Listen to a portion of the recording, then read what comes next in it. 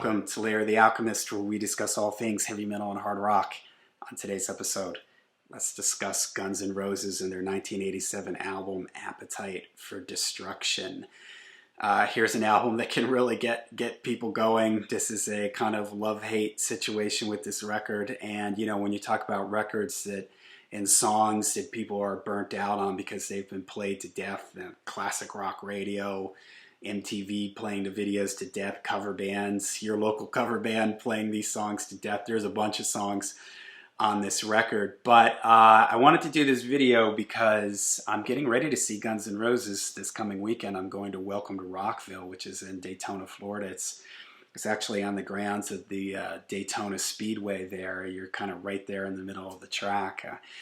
So I thought, you know what, haven't listened to Guns N' Roses in a while. I was just slap the record on. And, you know, I want you to, if you're of my age now, this album came out in '87, but the interesting thing was that it didn't really break until '88. It came out in '87, and Welcome to the Jungle was one of the singles, but it wasn't really until Sweet Child of Mine, which came out in June of '88. So the album came out in July of '87. Almost a year later, Sweet Child of Mine was the song that really blew the band up big. But I want you to sort of, before I put the record on, I was kind of like, oh man, you know what, I'm sort of burnt out on this record. I've heard this record too many times. But then it took me back to where I was, where my mind was in 1987, 1988. I was a junior. 88, actually 88, I was a senior in 1988. So 87 would have been, you know, sort of towards the end of my summer of my junior year. And 87, 88, man, hair metal was running amok. I was completely running unchecked. You know, you had groups like Trickster and Firehouse and the Nelson Twins. You know, I don't know exactly what years those bands showed up, but it was right around that time, Slaughter and things like that. And, you know, we debate on this channel often about what is and what isn't hair metal, but by the time you get to this period in time, this is really hair metal here. It's the big hair, it's the bright colored outfits, the spandex and everything like that. And when this album hit, I had a friend that was like, you have to check out this record. This is real hard rock. This blows away everything that you're hearing on MTV or the radio right now. And when I heard it, I remember getting it, and first of all, the cover was cool, but I remember seeing this picture of the band and thinking like, wow, man, these guys look for real. You know, they look like kind of 70s old school, you know, leather jackets and jeans and everything. And this was very refreshing at this time when everybody was wearing, you know, bright colored stuff. And that was just seemed to be what everybody was doing. This seemed really down to earth and real. And when I heard the record, I was really, really impressed. Again, I'm trying to put myself in the mindset of back then and hearing this record for the first time. I was floored. The production on it from Mike Klink is real. In my opinion, it still sounds great to this day. It's not at all dated. It has a polish to it, but it still has enough edge to it. You know, one of the problems with a lot of the hair stuff and the stuff that was happening on the radio and MTV at the time that was being called metal was that it felt like all the edges were smoothed over. It felt like it was sanitized for MTV or for the radio. And when this hit, this seemed really raw and real. And the production, even though you can hear everything, it's really punchy, it's really clear, it's got a lot of strength to it. It still didn't seem so polished that it took away from the energy of the album, and you know, the interplay between the two guitars, Slash and Izzy, was just great. You know, it had a real old school Rolling Stones, Aerosmith kind of vibe to it. The record felt kind of live in like a 70s. I remember hearing it and thinking it reminded me of like 70s AC/DC, like Let There Be Rock.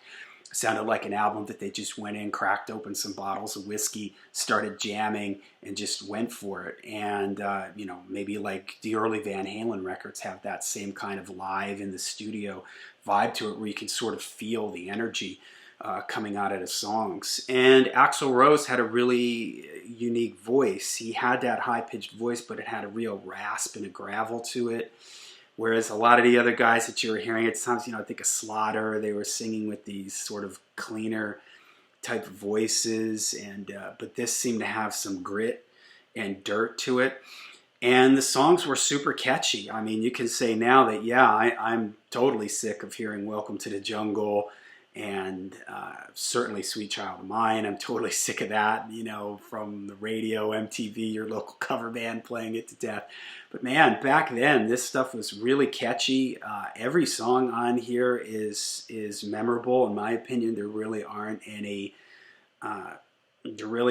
down moments on the album. I mean, maybe side 1 is a little stronger than side 2, but overall, it's just an album that just kicks from beginning to end. It doesn't feel like there's any sort of sag or lag in energy or anything. I remember Axl, the way he could mix up his voice, and like in It's So Easy and Mr. Brownstone, the way he'd sing lower like that, but then he could go up and sing higher. It just seemed so cool. He had that way he sang in his lower voice, but then that scream that he had, and the riffs and the songs were just like Mr. Brownstone. It almost had a bit of a swing to it. Again, I was a huge AC/DC fan, so that I sensed that this group had a groove and a swing to them that I really dug, and again reminded me of like the Stones or Aerosmith or AC/DC, and that none of the bands that I was hearing at this time on the radio or MTV, all of these hair bands, none of them seem to have this kind of feel to me. Paradise City, I'm totally tired of hearing that song, but at the time it was really epic. And Slash, his guitar playing, his soloing style was refreshing at that time. It was again a throwback, or just a straight up blues based kind of playing. He sort of held, this was the age of the guitar shredder, Shrapnel Records, Yngwie Malmsteen, Paul Gilbert, all these people, Mr. Big, where everybody's shredding and playing a million miles an hour, and then Slash comes out and he's playing all these melodic lines. Like, think of that guitar like interlude thing in Sweet Child of Mine between the verses. I mean, it's very simple, but it's ringing in my head as I think of do do do, that thing. I mean, it's super catchy, and that was really unique. It made them stand out at the time because all the guitar players were playing super fast. A lot of the guitar players had like very like modern processed sounds to their guitars. This sounded like cranked Marshalls, Les Pauls and Marshalls. Again, very old school, very AC/DC. The distortion seemed like it was coming from the amp, which was really cool. And the band themselves, I remember seeing the video of them on MTV. The first time I saw clips of them live was this Live at the Ritz show. And I remember it coming on TV and just sort of being like, wow, I just sat there and just like, I didn't know what was coming on. I just turned on MTV, there it was, and I just couldn't take my eyes off it. I just watched the whole thing because they felt like a band that they were tight, but they were sloppy at the same time, kind of this Stones-ish thing to them. It felt like they could fall apart at any moment. Axl Rose was gaining this reputation as a real dangerous, you never knew what he was going to do type of guy. And even in that show, I remember at one point he like kind of slams his microphone down, and I can't remember if he jumps into the crowd at that show or it's at some other show, but it seemed dangerous. And the band, they seemed like, wow, like they're just going to implode at any moment. And in reality, they did implode not too long after this, but it really did capture a real rock and roll kind of energy and spirit that was really lacking in a lot of the bands that you were seeing on MTV at that time that were calling themselves metal. And I don't even consider Guns N' Roses to be metal. I've talked about this in the past. To me, they're like AC/DC, a really great hard rock band with maybe no, not really. I mean, I'd say AC/DC Around for Those About to Rock and Flick of the Switch has more metal moments than even Guns N' Roses does. So for me, Guns N' Roses is just a straight up hard rock band. So I don't know, all kinds, even the deep cuts on here are kind of fun. It's So Easy, My Michelle, Think About You, You're Crazy, Anything Goes.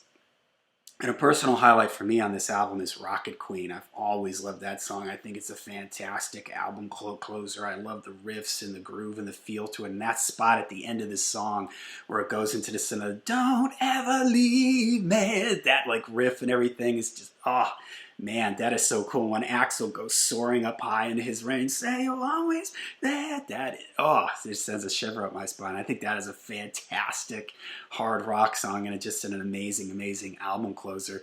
Welcome to the Jungle. Yeah, I'm sick of that song. I've heard it too many times, but I remember putting that cassette in and hearing that opening riff and just the way that song kicked in and the energy and everything. And I was just like, whoa, wow. I was immediately taken aback by like, this is a different level of energy and excitement that I was not getting from a lot of the other bands that I was hearing at that time. So, all right, there you go. Guns N' Roses, Appetite for Destruction. I know this is an album that, you know, a lot of people probably have feelings on this record, but if you can, if you're like around my age, you know, try to think back to how you felt when you heard this record for the first time. I know how we all feel about it today. A lot of us are burnt out on it.